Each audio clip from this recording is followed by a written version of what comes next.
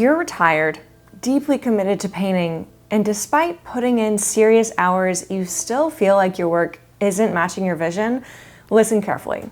It's not because you lack talent, and it's not because you started too late, and it's not because you missed some critical window that closed when you were 20 to get good at this. The real reason is something completely different, and once you understand it, you can start to see the kind of growth in your painting that you're looking for. Here's what makes a retired painter's journey uniquely challenging, and it has nothing to do with age or ability. You've already had a full career. Maybe you were a teacher, an engineer, a business owner, a nurse, accountant. Maybe you were taking care of your family. Whatever it was though, you got good at it. You developed mastery. You built a strong professional identity. People came to you for your expertise. You walked into rooms with confidence because you knew what you were doing. And now you've chosen to master oil painting. And oil painting requires a completely different skill set, a different way of seeing, a different way of thinking. It's like rewiring your brain from the ground up. See, the challenge isn't the painting itself. It's the psychological whiplash. You're used to being competent. You're used to being the person who knows the answer, who can solve the problem,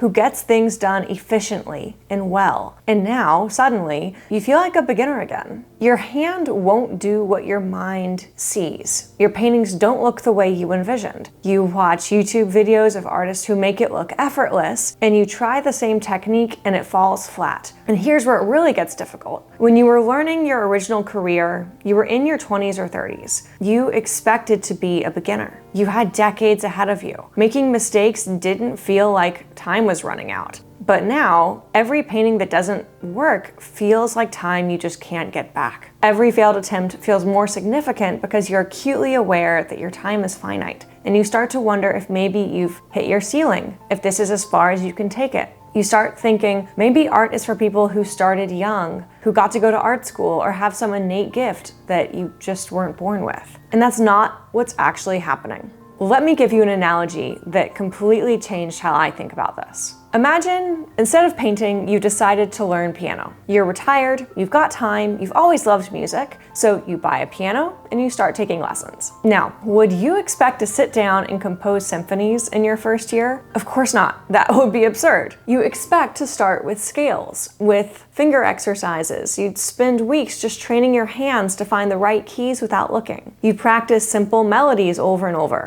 even things like Twinkle Twinkle, or maybe some basic Bach prelude. You would replicate what other composers wrote, training your hands and your ear, building technical skills note by note, day by day. And nobody, not your teacher, not other pianists, not even you, would think that you were failing because you weren't composing original concertos in month 6. Everyone understands that learning piano requires a progression. First, you replicate. You build technical skills and muscle memory. You train your hands to respond to your intentions. You study music theory. And only later, much later, do you branch into expression and original composition. But somehow when it comes to painting, we just forget all of this. We think we should be able to sit down and paint like Monet or Sargent right away. Even if we know that that's kind of laughable, somewhere in the back of our heads we believe that this should be happening. We decide we've graduated past basic exercises too soon, instead of mining them for nuance, control, and efficiency. We avoid drilling the fundamentals because it feels boring or beneath us. We want to jump straight to expression, to finding our style, to creating masterpieces. And then we're shocked and discouraged when it doesn't happen.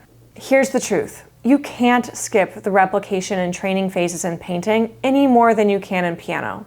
The artists whose work you admire, well, they did the boring stuff. They drew countless studies. They painted the same setup over and over with slight variations. They trained their hand-eye coordination for thousands of hours before their brushwork started to look confident. The difference is they did it when they were young enough not to feel the pressure of time, or they were stubborn enough to do it anyway, despite the pressure. But the process itself hasn't changed. Your age doesn't change the fundamental requirements of skill acquisition.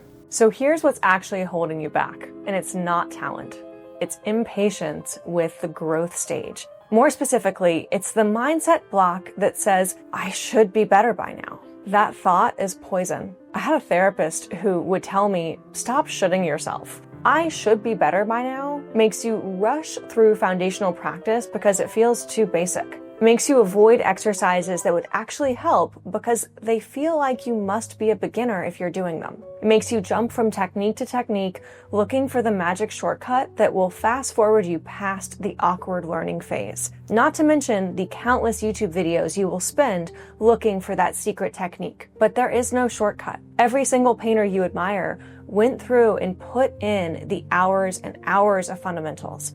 Every single one felt frustrated and incompetent at some point. The ones who made it through didn't have more talent. They had more patience with the process. They accepted that learning art is not a linear path where you get 10% better each week. It's more like climbing stairs in the dark. You practice and see no improvement, no improvement, no improvement. And then suddenly you turn a corner and realize you have leveled up without even noticing the exact moment it happened. But you only get to that corner if you keep practicing through the plateau. And that's what's particularly insidious because you were successful in your previous career. You're not used to your taste outpacing your ability. Your identity is wrapped up in being competent, capable, skilled.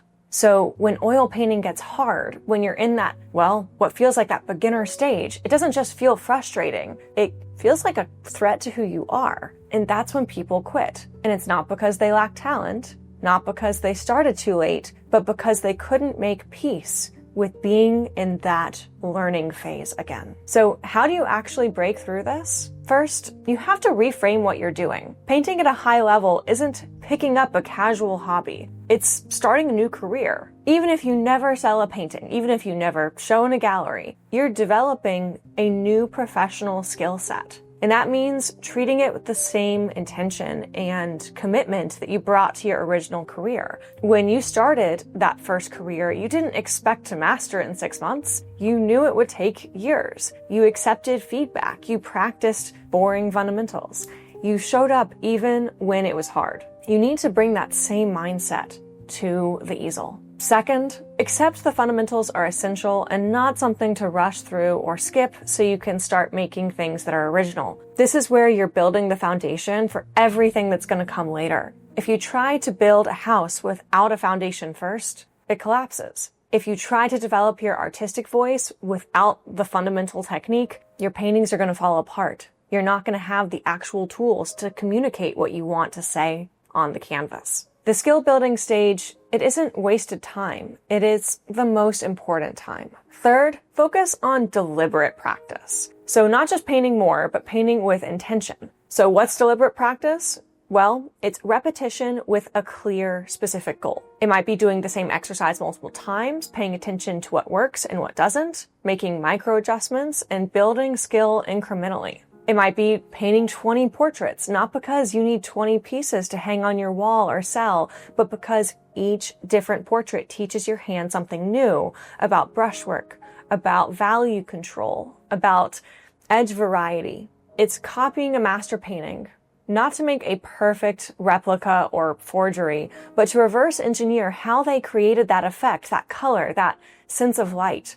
And through all of this, your style goal is your North Star. You're not doing random practice. You're doing focused practice aimed at the specific skills you need for the kind of painting you want to create. So, just because you might not be making the magnum opus in your original, unique voice yet, you do want to keep in mind what that probably looks like so you can practice the right skills in order to build up to that point. Remember, the fundamentals are the same across styles, but how you apply them varies dramatically. You practice with your end goal in mind, so every exercise is moving you toward your artistic vision, not someone else's. Here's what I really want you to take away from this. Talent isn't the deciding factor in whether you succeed as a painter. Structured practice is. Patience with the tough stages is. Being willing to do the sometimes boring, repetitive work that builds real skill is. You've already proven you can master a complex skill set. You did it in your first career. You knew how to show up, put in the work, and get results. And you still know that now. Those same qualities will serve you in oil painting once you give yourself permission to be a learner again. To help you start or continue this journey with clarity and structure, I've created a workbook on finding your artistic style and building a practice that actually moves you forward. You can download it using the link in the description. And here's something I don't usually mention. When you download that workbook, you'll get an email from me personally inviting you to share your specific painting challenges with me directly. I mean that. I want to hear what you're working on, what you're stuck on, what you're struggling with, and I want to help. Because sometimes all it takes is one insight, one reframe, one targeted piece of advice or resource to break through what feels like an impossible barrier. You're not too old, you don't lack potential, you're not missing some magic ingredient. You're committing to a new journey, and that's exactly where you're supposed to be. Now, go download your workbook and go paint something, even if it's not perfect. I'll see you in the next video.